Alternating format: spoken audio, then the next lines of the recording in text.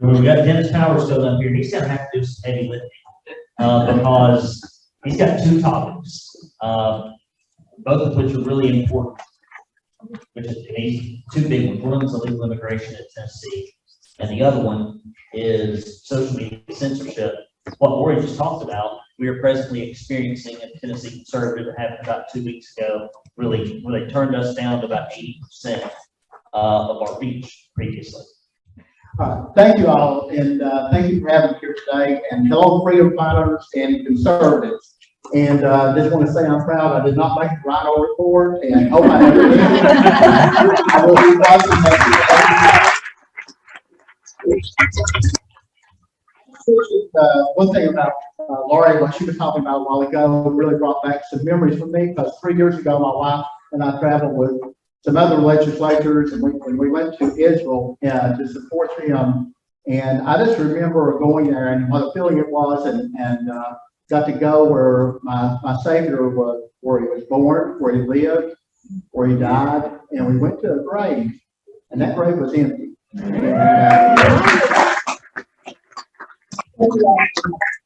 Because he rose again. But listen, I just want to say, first of all, we're not woke, but we are awake, and we know what the left's doing, and we know how they're doing it. And I want to thank you all for coming out today. And I want to especially thank Brandon Lewis for all the work he's put into this. And I'll be working together. We've been doing this for a long time, so please join me. And a big shout out to Brandon. Let's go, Brandon. Let's go, Brandon.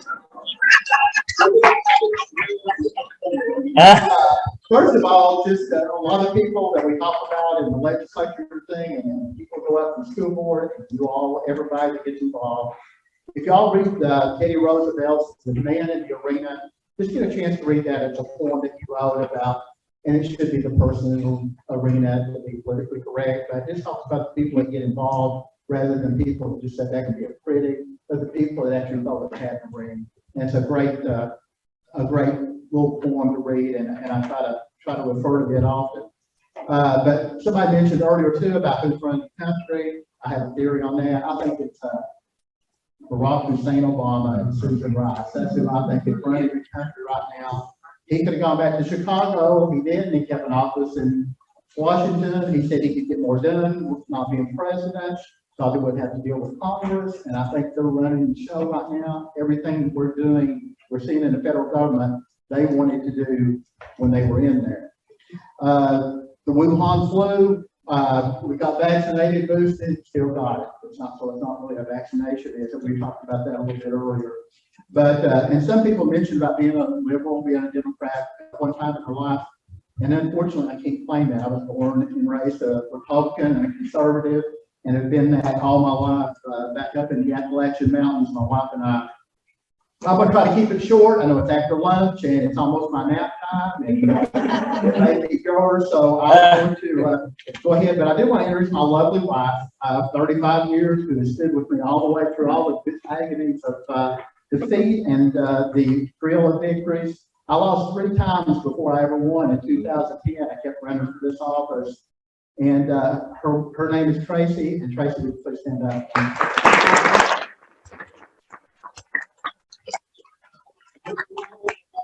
Good woman, that's so true, especially me.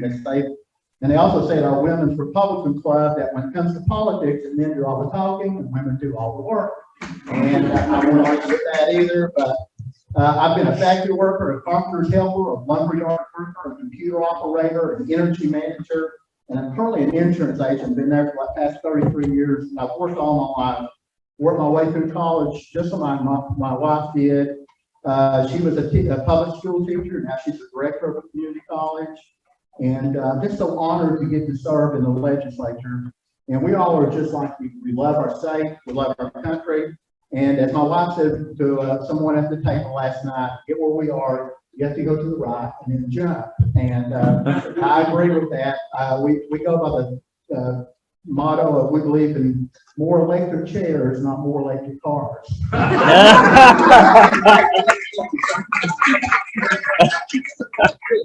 think that your fight is what makes it possible for all of us to do this year today, and we really appreciate it. we're a part-time legislature and with part-time pay. We all have another job or we're retired. But we do have some rhinos that identify as conservatives, and we kind of have weeded some of those out, and I think we need to weed more out as we go along. But that's why in so many different categories: lowest taxes per capita, no debt, #1 state in financial responsibility, #1 in the economy of the nation, and best of all, no state income tax. And we made it sure a few years ago when we passed the constitutional amendment. We will never have a state income tax. Doesn't want a church, a Walmart on the street. We know what the problems are in communities, just like our founders did. And I wish Washington had the same part-time arrangement. Our country would be a lot better off. Somebody we're talking too about going to the graveyard, having their photo made during a campaign, and I never did do that because I figured my opponent would get a lot of votes there. But Brandon wanted me to talk about 2 different issues today in dealing with illegal immigration and big tech censorship.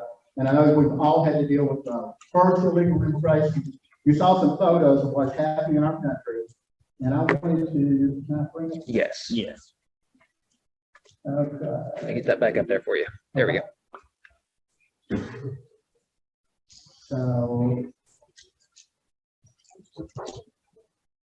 oh yeah, that was a liberal who wants every illegal immigrants, they don't want them in their backyard. Okay, so everybody knows the Statue of Liberty and the quote on it. So I came up with another one that I thought would be a little bit more relevant for today. But, you know, it says, "Giving you're tired or weary poor." So I came up with one. If you all can read that, this was my new motto to go on the Statue of Liberty, because that's what we're doing. That's what the Biden administration is actually doing to us right now. So we are trying to do what we can at the state level.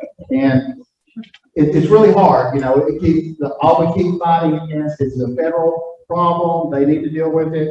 So one thing that I came up with, let's see, okay, yeah, you can tell from the map here that a lot of the state of Tennessee is not in as bad shape as a lot of states are. So a lot of states are being inundated with illegal, but we're kind of on the low end of that. But we still have a problem, and we still need to address it.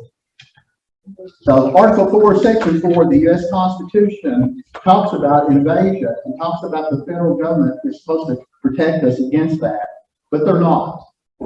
And this slide is the U.S. Code. So this is the U.S. Code that talks about illegal immigration and about what their responsibility is to the federal government. And once again, they are not holding up to that.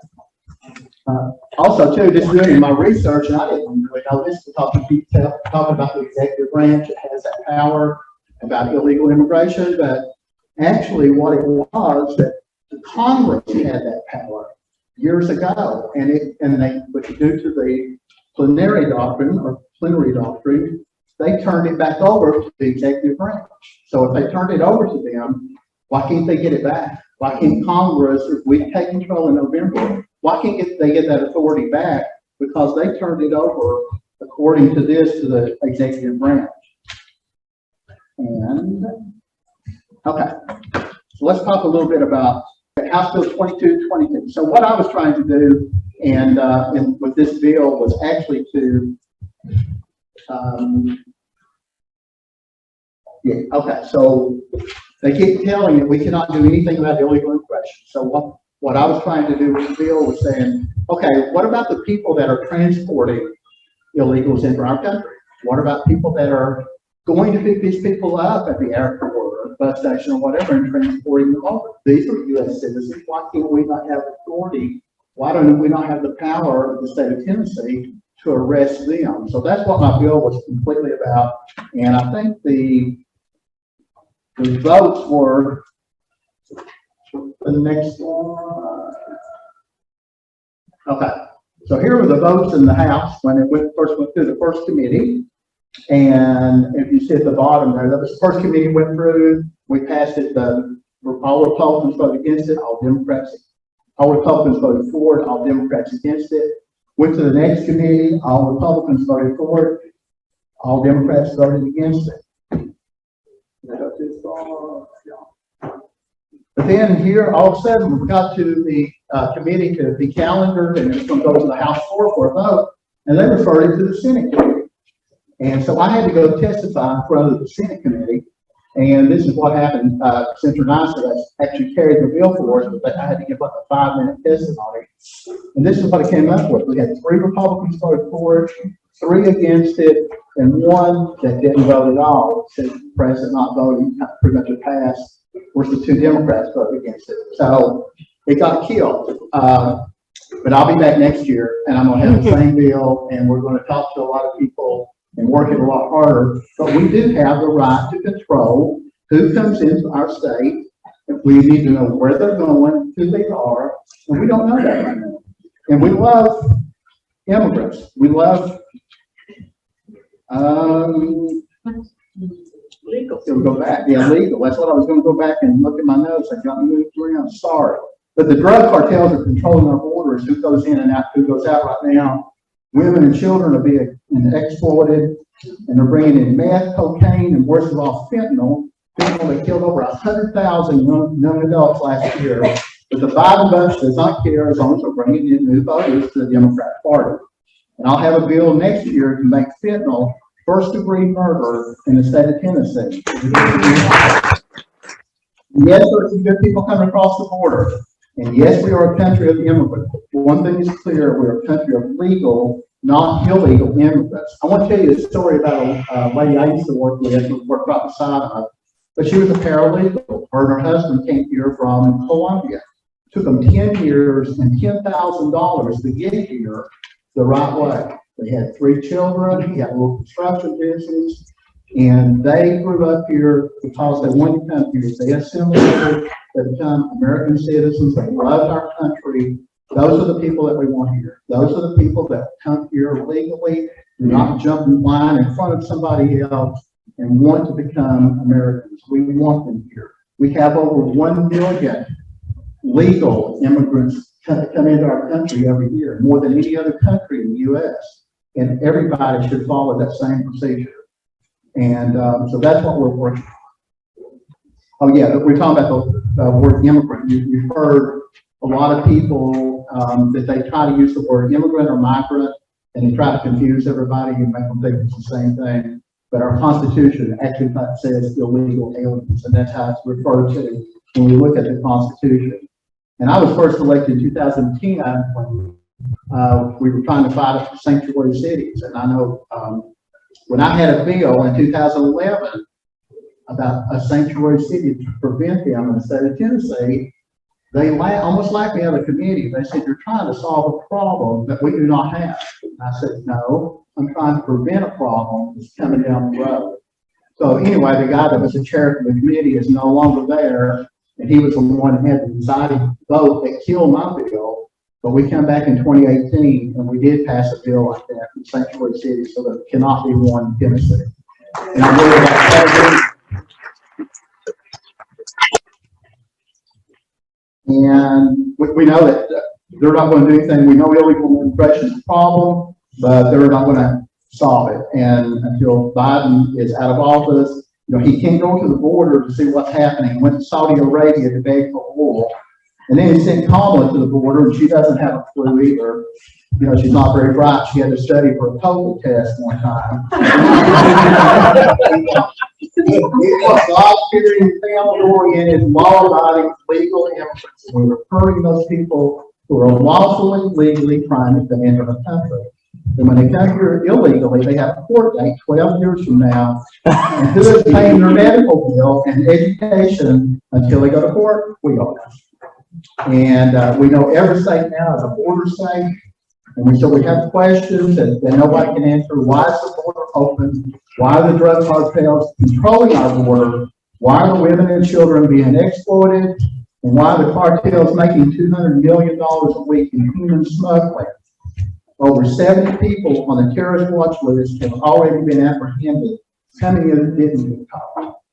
We really don't know who's coming into our country. And so my bill was actually going to mirror the U.S. code, and it would do it. But the Department of Safety came and lobbied against me all the way and said we cannot enforce federal law. I said we're not trying to enforce federal law. We're trying to pass state law that will mirror federal law, and we've done it before, and we'll do it again. And I'll be back next year. We're going to get that bill passed. Okay, I call this giving heck to big tech. Okay, so man, this is a fight. I mean, they have money, they have lobbyists, and they did not like my bill, and I got to know about it every day.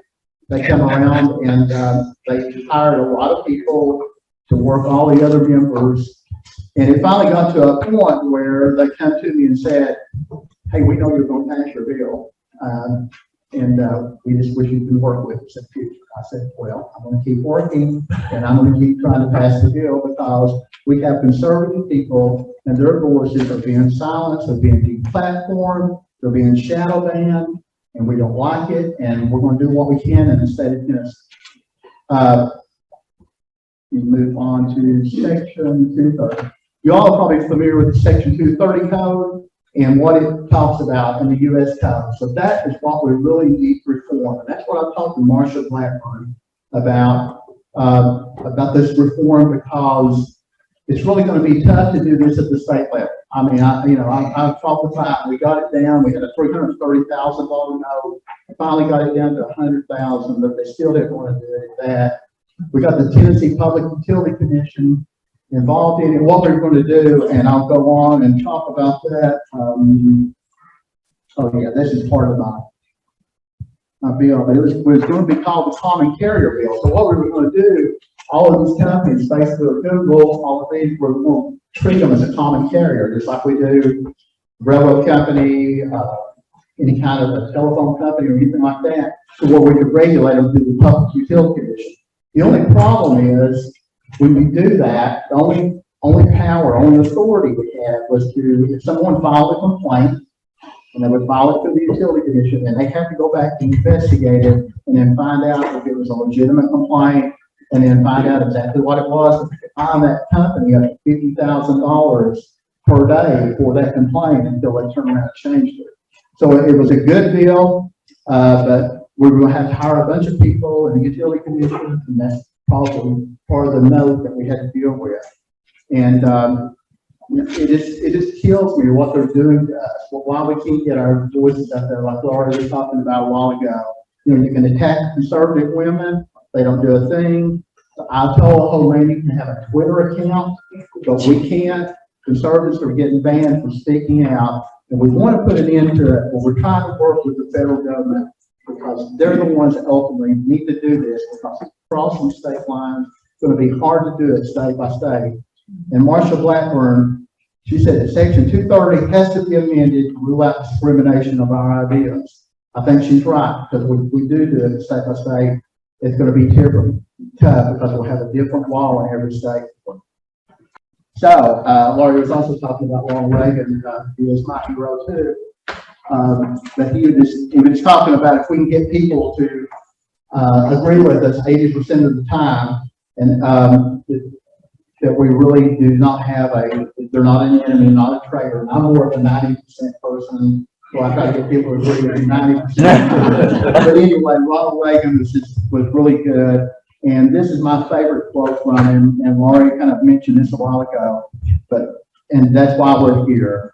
And this is all about preserving our freedom. And he talked about freedom is only one generation away from extinction. And we know that's true. And we know that preserving our freedom, in order to do that, we're going to have to keep electing conservatives to the legislature, to our school board, to the county, everywhere that we go. We got to make sure that we get people elected that believe in the values that we do. And I'll wrap it up with this. I had a bill one time, people came to oppose it in the legislature. And they came there to tell me about it, and they were pretty upset. And one gentleman said, this is really going to hurt you in the next election. And I looked at him, I said, I didn't come here to Nashville to get reelected. I came here to do the right thing. And that's what I've always done.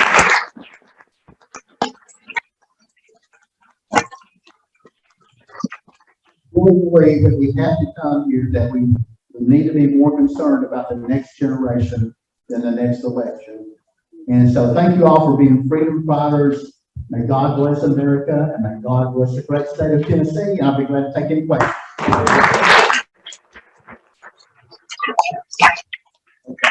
I'm gonna ask the first one. Test the one. It should, there you There go. it goes.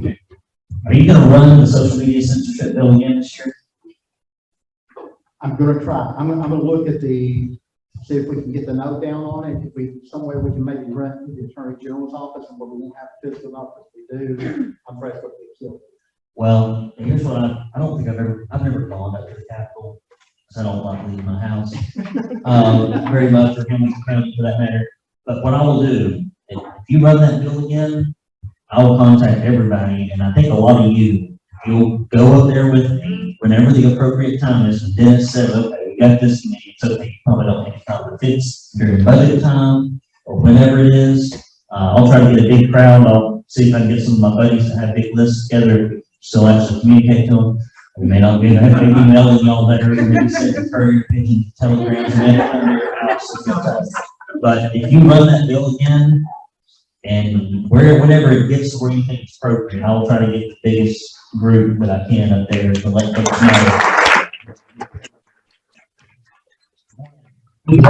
Questions? I'm curious, I don't know the details of this, perhaps you do, but I know that Governor DeSantis passed some type of legislation in Florida this year to start to curtail this media censorship. I believe there were some fines or something, but it's obviously federally regulated, as you pointed out. But is there anything at a state level that can be done to put some pain where it belongs so that behavior changes? Well, and that's a great question.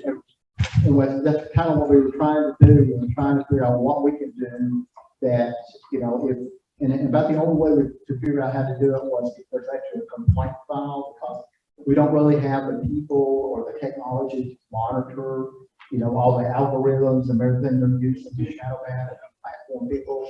So we don't know, we can't see those.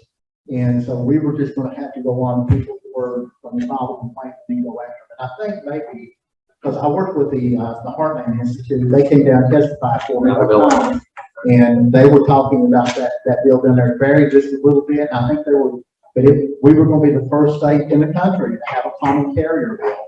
And they did it a little bit differently. I'll be honest with you, I'm not sure exactly how they did it. They got some fines involved in it, but I think it's pretty much on the same level as if somebody has to file a complaint, then they follow up on it and see if that complaint is legitimate, and then find the company for that. And those companies have a lot of money, a lot of power, but we're going to go after it. Very good. Thanks for being here. You have two subjects, and I got legislative ideas. Okay, great. The first one, Article 1, Section 10 of the Constitution says that no state shall engage in war unless actually invaded or in imminent peril thereof. So all you need is a handy definition of invasion, and then perhaps less than Air Force bombing type warfare against those who are invading us. All right, so a state can do that without congressional approval. And just to go back and exactly what you're talking about, I just saw this week where the National Guard, where the state of Texas had the National Guard, and they had a fence up, and here comes the Border Patrol, and they open up the gate and let everybody in. So they kind of overruled the National Guard on what they were trying to do to keep people out. And so that's where you end up, and we've got that conflict, and we've got to figure out how to resolve it. And if you monitor little airports and have the National Guard or Sheriff's Office standing nearby, you can go and apprehend the invaders. All right. Another one on the statute that you pointed out about the common carriers not being liable. That was drawn up when common carriers carried stuff without censoring it. Once they have censored it, everything they permit is stuff that they have approved and should be held responsible for and made liable for, and also for the censure. So just I agree, and just getting them designated as a common carrier, because right now they don't have to pull that designation, get them designated as a common carrier. That's where we run into some problems with that. That's what we're trying to do. So, understand that the busloads that have been coming through with illegals into Chattanooga are now don't stop there anymore. So, I guess I'm trying to understand, what they're doing and how we ended up, getting rid of them. Did Marshall Blackburn take care of that? Well, I think, the media kind of took care of that, and people like, Brandon and everybody exposed them. I remember they were housing people at one time at Temple University, Old Temple University down there. And we don't know how long they were there, and once we started videotaping and seeing them in there, I don't think they house them there anymore. Bill Lee put that in our backyard without any public discussion, because he's, pledged in his 10 for 10 campaign promises to hold up for people immigration, and done a stellar job of that. And so he put that in the backyard, and it wasn't really, and we wrote the story on it, and then it took the state press about 2 weeks to publish anything about it. We were covering it, did multiple stories, and then it just came out as a humanitarian crisis story. No benefit. It wasn't really until the kids at Bill Lee's Illegal Immigration Center were molested and lost and molested, that they finally shut it down. I don't think if that had happened, I don't know that it would still be there. So these are the things that are happening. I mean, it always drives me nuts. If you can, if you're going to adopt a child, like, you got to basically let DHS move into your house and cost tens of thousands of dollars. But if somebody shows up here from another country and they have a cell phone number, they're going to go live with anybody. And so there's this huge double standard, one of which is unhealthy, and one of which is sort of healthy. And I think it should be applied equally. So if we're going to do it for adoptions, we should do it for illegal immigration relocation. But apparently they don't care about kids that are around. That's the only thing I can figure. Other questions? Well, I really don't have a question. Last summer, when I knew that they were flying children into Nashville, I lived flight path and I could hear planes going over. And so it was like 2 o'clock, 3 o'clock in the morning. I knew planes were going over. And so I wrote the governor and I said, okay, Governor Lee, I have been reading about children, undocumented, unaccompanied children coming into Nashville and DNA there. My question is, what happens to them once they have landed? And my concern was, are these people being picked up by child services, protective services, or are they being farmed out for sexual exploitation or whatever? And I got the response back, obviously, from the staffer. Well, we don't know, DNA is not within our purview. I wrote back and I said, that is not a sufficient answer. And I never heard back. So I'm very disgusted by that. Yes. And one of the bills that I'm going to have next year too is going to be dealing with illegal immigration. Because one thing that we've done over the years, we've turned it over to what they call NGOs. I'm sure you're all familiar with non-governmental organizations. And right now the Catholic Charities and all that Catholics are against it. But the Catholic Charities are running it, and so they're picking up people and they're transporting them, and we don't know where. So my bill this coming year is that we, the state of Tennessee, need to take over the immigration and refugee service of the state of Tennessee. We do not need to be contracting it out to anyone. We need to know who's coming here and where they're going. So that's going to be a bill.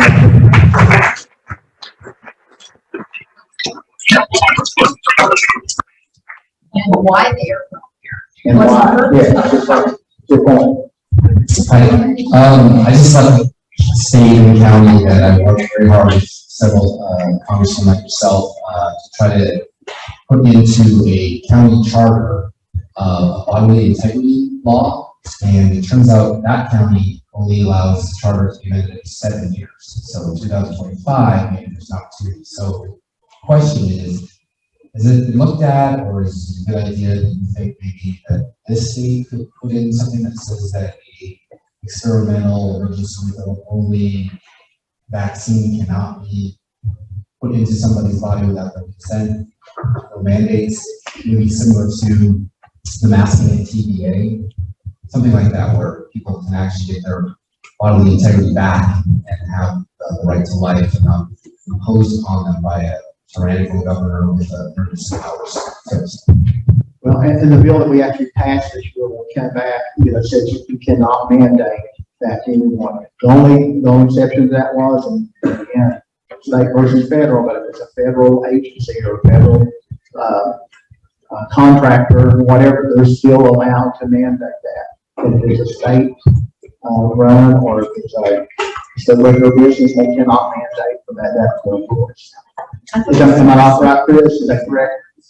Okay, about the mandate, we can no longer mandate that, only the federal, but if it's a federal agency or a federal contractor, then they can still mandate the vaccine. If it's a state employee, that's correct, cannot mandate That expired July 1st. July 1st. Expired July 1st. Yeah, I think CDC changed the Yeah, the city said it's in it. It has not. The expiration date is for a state mandate. The ability for an employer to mandate will be reinstated on July 1st. Okay. Of the next year, I'm just coming July 1st, right? This coming, yeah, this Okay, I'll keep it back. What about the United Nations taking over with the WHO? I've been reading a lot about that taking place in the upcoming year. We're going to treaty about that the Biden administration is submitting amendments to that treaty, which don't have to go through Congress, be ratified by the Senate. And they're going to try to lock us down with the United Nations. Whoever saw that coming? Well, I know, and you're not talking about who uses the word, you're talking about the World Health Organization, and you're exactly right. But the good thing is that constitutionally, they can fight that because everything in the Senate, now I'm talking about federal government, not the state government, but everything in the federal government in the Senate has to be ratified by a 2/3 vote in the Senate. So if they try to pass that, they can go back and fight them. I guess they'd have to take it to court or whatever. But they can say constitutionally, you cannot do that, because you've got to have 2/3 to ratify any kind of amendment. And I hope they stick to it. All right, guys, give Dennis a big hand.